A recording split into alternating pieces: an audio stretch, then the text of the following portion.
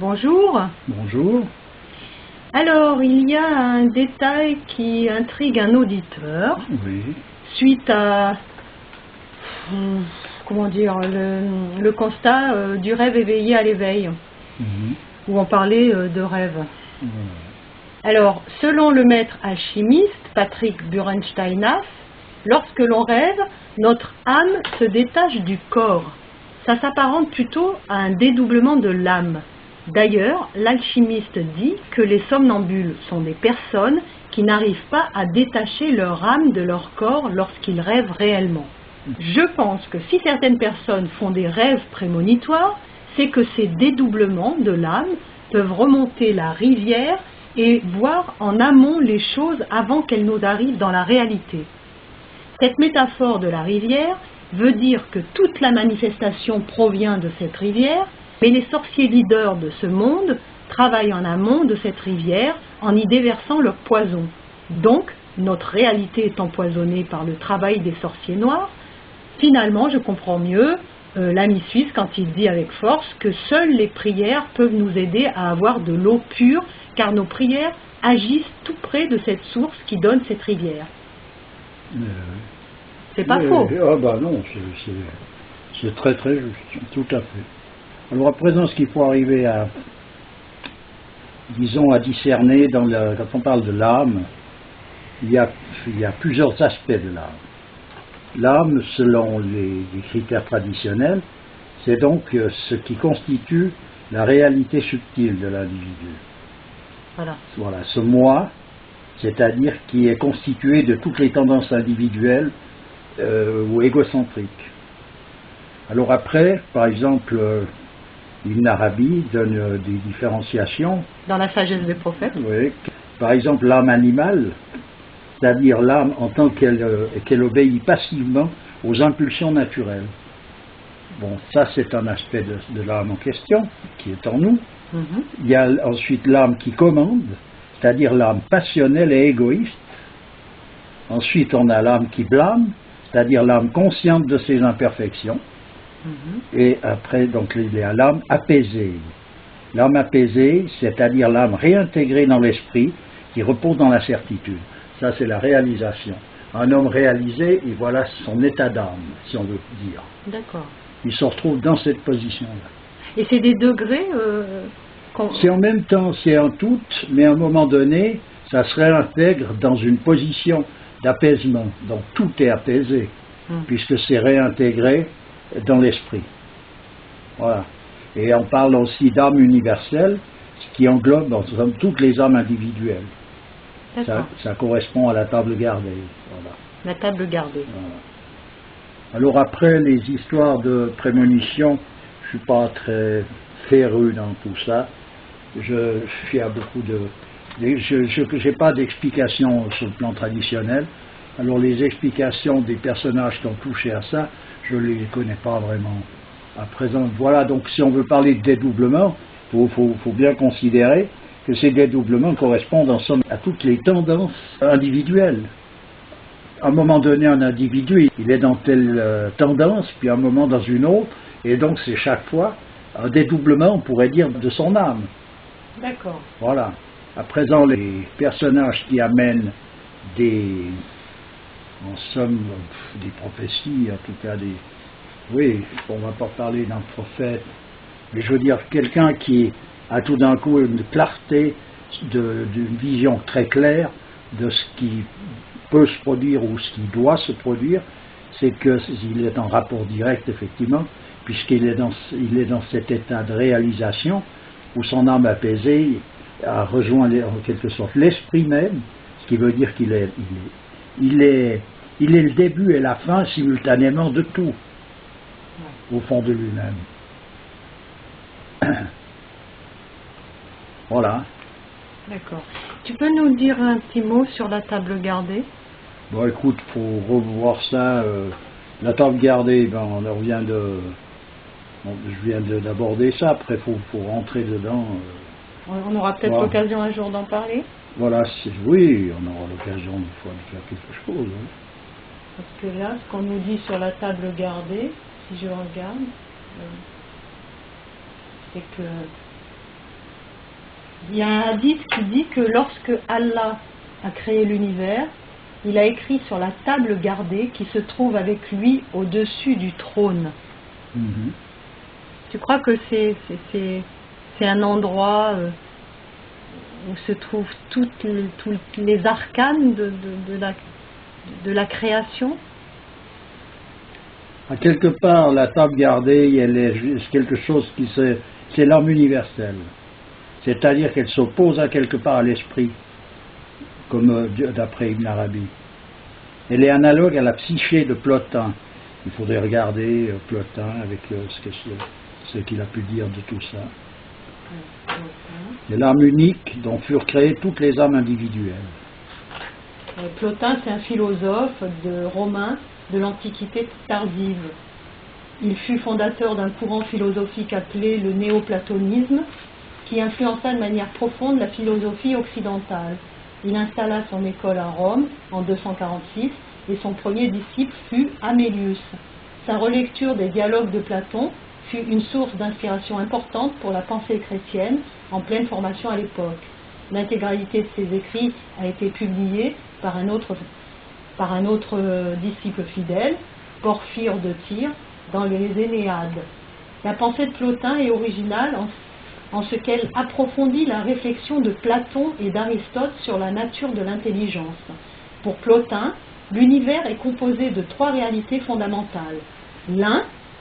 L'intelligence et l'âme.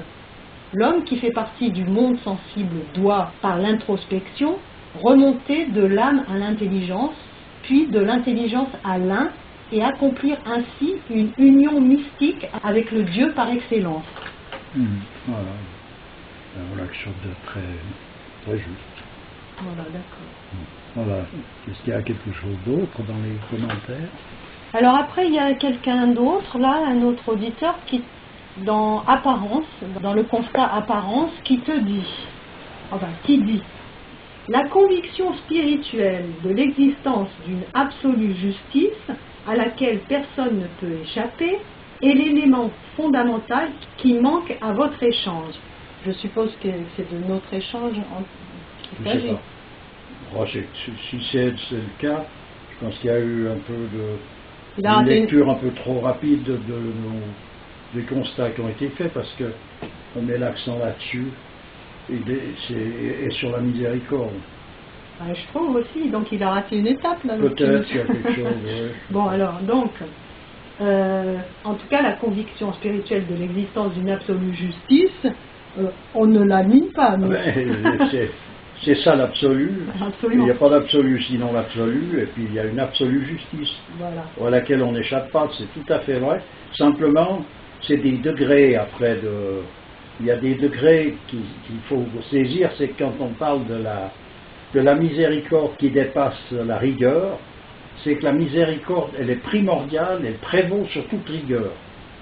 Ouais. Ce qui veut dire qu'on peut admettre que la justice puisse condamner à quelqu'un à l'enfer à perpétuité, mettons qu'on puisse l'admettre logiquement par rapport à un péché contre l'esprit, parce qu'autrement, s'il n'y a pas à un moment donné de résonance entre le bien et le mal à ce niveau-là, ça veut dire qu'il n'y a pas besoin non plus de parler ni de l'enfer, ni de paradis, ni de rien, il n'y a plus rien à partir de là. Mais si, donc, en admettant donc ces données religieuses, on peut donc se trouver condamné à l'enfer à perpétuité. D'accord. À présent, il est aussi dit que l'homme peut rester en enfer malgré que Dieu veut l'en sortir. Ça veut dire que la volonté humaine peut aller au-delà, en quelque sorte, de ce que Dieu demande. Bien d'accord. Oui. Il peut aller à l'encontre exactement de ce qui lui est demandé et de ce qui lui est offert gracieusement. Bon. Par contre, Dieu peut, à un moment donné, il est bien expliqué dans le Coran même, que le jour viendra où le sol de l'enfer sera recouvert de cressons, oui, ce qui signifie la fraîcheur, ce qui signifie donc l'état paradisiaque. Donc Dieu a la possibilité de construire le paradis sur le sol de l'enfer. Ce qui veut dire que celui qui n'ira pas bouger se retrouvera au paradis sans y avoir bougé non plus. Ah oui, En poussant loin l'histoire, C'est ce qui signifie que la miséricorde dépasse toute rigueur. Oui. Mais tout ça, c'est si Dieu le veut. Ça ne nous dit pas qu'on a à faire n'importe quoi de toute façon, tout va bien. Ça n'a rien à voir avec ça. Non, non, bien sûr. D'ailleurs, on ne peut pas faire n'importe quoi, puisque de toute manière, notre destinée, elle est quelque chose d'inéluctable. C'est simplement une position, une attitude, une manière de vivre ce que le destin nous oblige. Ça correspond à cette façon d'envisager tout ce que le destin nous impose. Et c'est cette position qui est déterminante. Bien sûr, puisque le destin, de toute façon, on ne va rien changer. Ouais. Oui, mais on en revient au même. Voilà, c'est ça. Alors après, il y a un moment donné où il parle de... Alors je te lis la suite. La conviction de l'existence d'une justice parfaite qui condamne à la pire peine pour l'éternité pour sentiment d'impunité, hypocrisie, injustice ou crime, produit une histoire et des propos dont les écrits sont radicalement différents de la conviction de l'existence d'un rédempteur, blanchisseur, tout miséricorde. Oui, mais ça, après, c'est des interprétations. Parce que ce rédempteur, il est en même temps et la justice et la miséricorde. Parce que qu'est-ce que vaudrait la miséricorde sans justice? Je vois pas très bien comment est-ce qu'on fait pour appliquer miséricordieusement quelque chose de manière injuste. Ça n'a aucun sens. Donc c'est deux choses qui... Tu veux dire que c'est intrinsèquement lié tout? C'est exactement comme deux faces d'une médaille, en quelque sorte. Ça ne peut pas être séparé. Alors à présent qu'il y ait quelque chose qui prévaut dans son essence, c'est-à-dire cette miséricorde qui dépasse la rigueur. C'est-à-dire que c'est cet amour qui va au-delà de toute considération. C'est pas quelque chose qu'il faut essayer de concevoir avec le mental, parce qu'on arrange la sauce à la dimension de nos propres capacités individuelles et on est totalement à côté de la question.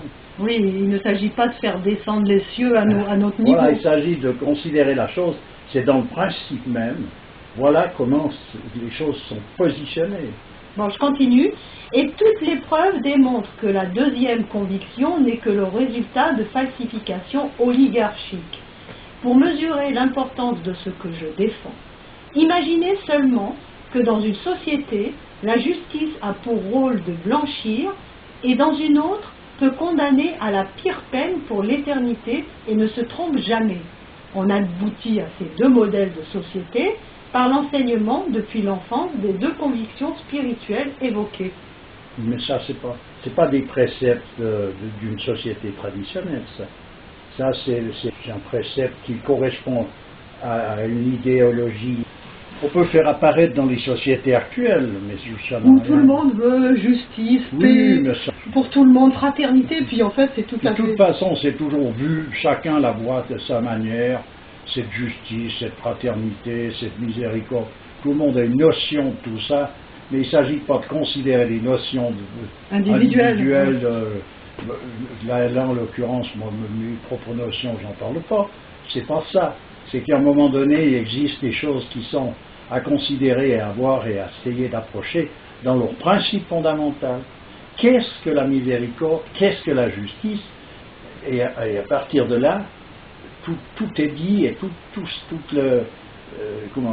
le tableau même des possibilités se trouve présent et au fur et à mesure des événements. Voilà. Autrement, on peut tout remettre en question. Et puis c'est pas parce qu'il y a une quantité de bons hommes, même si c'est la majorité, qui utilise une dialectique qui correspond à quelque chose de vrai dans le cadre traditionnel, à des fins barbares ou à des fins spéculatives. C'est pas ça qui va discréditer la valeur essentielle des choses. Il faut connaître les choses pour ce qu'elles sont, et puis après ce qui en a été dit, ce qui en a été fait, ma foi... On a bien compris que tout a été galvaudé dans ce monde. Chacun fait ce que ce soit les terminologies, des mots, que ce soit le sens de chaque chose, en fait. Tout a été galvaudé. Il n'y a qu'à voir, disons, ce que l'homme représente en tant que tel, et ce qu'il a réussi, en vertu de sa liberté, à devenir dans la manifestation, c'est quelque chose qui paraît totalement invraisemblable. Ce n'est pas la faute fondamentale au principe même qui fait que l'homme est ce qu'il est. c'est pas la faute du principe. Voilà. C'est que l'homme, en tant que libre, cette liberté qui lui a été offerte, pour qu'elle ne soit pas conditionnelle sur le plan où elle lui a été justement offerte, ça veut dire qu'elle englobe tout. Il peut faire exactement le contraire de ce qu'il doit, de ce qu'il faut, de ce qui lui est le meilleur, ou il peut faire exactement tout. Il a le choix. Il a le choix. Il a le choix réel. C'est là aussi. Non, mais moi j'aime bien la métaphore du soleil. Il y a un potentiel là, Ouais. hein, et soit on décide de se cramer sous le soleil pendant des heures, soit on décide d'utiliser sa chaleur. Soit on peut modérer les choses, et puis ça, on le comprend. Pourquoi? Parce qu'on est atteint directement sur un aspect corporel, donc on sent très bien, on a trop chaud, il y a trop ci, il n'y a pas assez ici, il n'y a pas assez là, on sait bien faire le calcul, mais le soleil, lui, c'est clair qu'il ne bouge pas d'un iota. Voilà. Et donc il n'est pas responsable. Si tu t'oublies, tu t'endors, et que tu te crames au soleil, Voilà. il n'est pas responsable de ça. Voilà. Ou bien alors l'homme n'a plus aucune espèce de responsabilité. À partir de là, quoi bon discuter de quoi que ce soit, puisque de toute façon tout est réglé. Mais ce qui n'est pas réglé, c'est justement cette attitude. Dans sa destinée, dans ce qui nous est imposé, il y a une attitude. C'est cette attitude qui fait partie du choix possible pour eux. Voilà, c'est là où il a un pouvoir. Ce qu'il fait, c'est une autre histoire. Puis là, on parle d'oligarchie, de ciel. Mais un oligarque, il est oligarque, c'est pas son choix, là. À présent, comment est-ce qu'il va se manifester en tant qu'oligarque? Il y a eu des périodes où il y avait des rois à pouvoir absolu, où il n'y avait pas de discussion possible pour la populace. Ça n'empêche pas que personne s'en plaignait, et au contraire, tout le monde aurait pleuré la mort de ce roi et le vénérait comme étant un personnage comme si c'était un envoyé de Dieu. Oui, mais il y a eu aussi des sociétés, tu vois, par exemple, tu vois, à l'époque de Mao Tse-tung, quand il est mort, tout le monde a pleuré, hein, malgré qu'il était... Oui, je comprends, voilà, je veux dire, il y a tout eu, mais il y a eu aussi des personnages qui se sont manifestés en accord exact avec l'autorité spirituelle, donc avec les données fondamentales, donc ils étaient en règle parfaite avec le principe même, le principe universel, ce qui veut dire qu'ils ont accompli leur rôle avec justice et miséricorde. Donc pour en arriver là, il a fallu qu'ils disparaissent eux-mêmes dans ces considérations de tendance individuelle pour appliquer les règles fondamentales. Ça, c'est la grande réussite de l'homme. Ouais. Et il y a eu des rois qui étaient dans cet état-là. Donc moi, que j'ai affaire à un roi comme ça qui me commande, mais que je sois content ou pas content, au fond de moi-même, il y a quelque chose qui est manifeste. Je ne peux pas me plaindre d'injustice. Oui. Moi, j'ai eu ça avec mon père. Je me suis trouvé en travers avec lui 1000 fois, 100 000 fois. Mais par contre, il y a toujours eu au fond de moi-même cette vision qu'il n'a jamais été injuste. Voilà, d'accord. Ok, bah écoute, je te remercie, on va arrêter là. C'est toujours un plaisir. Et à bientôt. À bientôt. Au revoir.